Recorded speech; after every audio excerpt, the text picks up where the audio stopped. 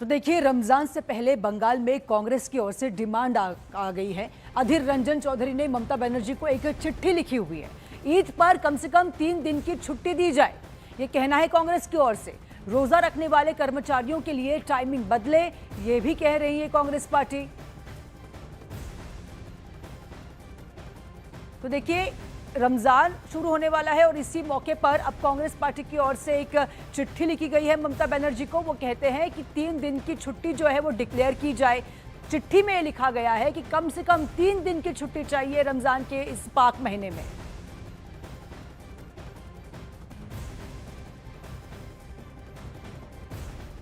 ईद की समय बंगाल में जैसे और ज़्यादा छुट्टी दिए, ये भी मांगा, क्योंकि सूबे की सरकार हर पर्व में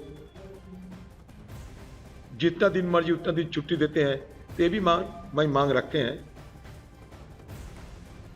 तो देखिए, अब कांग्रेस ने मांग कर दी, लेकिन इस कांग्रेस की मांग पर बीजेपी ने कई सारे सवाल उठा दिए। बीजेपी कह रही है कि क्या दिवाली पर भी कभी ऐसी चिट्ठी लिखी है? वोट बैंक के लिए कांग्रेस ममता में कंपटीशन चल रहा है।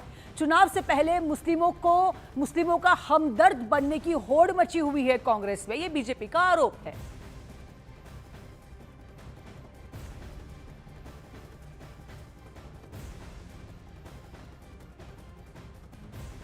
अब अधीर रंजन चौधरी कांग्रेस के हैं, कांग्रेस उनको मानती है या नहीं मानती है, ये तो खैर अधीर रंजन जाने और कांग्रेस जाने।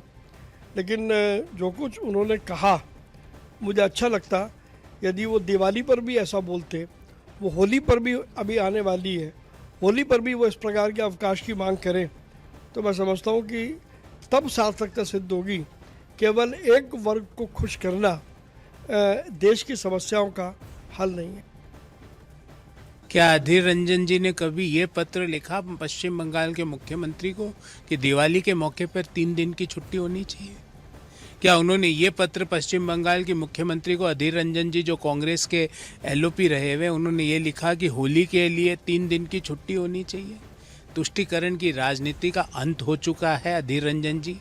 आप स्वयं तुष्टीकरण की राजनीति करते करते आज ये हालत पे आ चुके हो कि आपका स्वयं का राजनीतिक इतिहास और राजनीतिक हैसियत खत्म होती जा रही है, फिर भी आप तुष्टीकरण की राजनीति कर रहे हैं।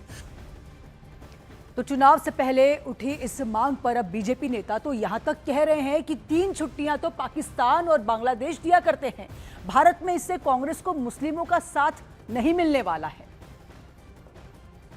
अधीरदा का वही पॉइंट सही है कि कुछ 9 जिला जो है बंगाल का, वो ग्रेटर बांग्लादेश बनेगा। ममता बनर्जी की अगर सरकार रहेगी तो कभी भी बांग्लादेश का झंडा वहाँ उड़ाया जा सकता है। तो वो बात अधीरदा का 100% सही है।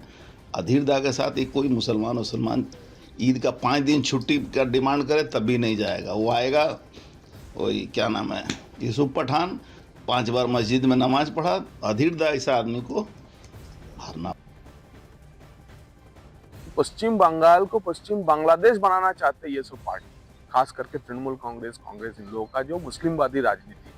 तो आप देखिए, बांग्लादेश और पाकिस्तान में ईद के लिए 3 दिन का छुट्टी दिया जाता है, तो यहाँ अभी बंगाल में भी वो 3 दिन का छुट्टी मांग रहे हैं ईद के लिए।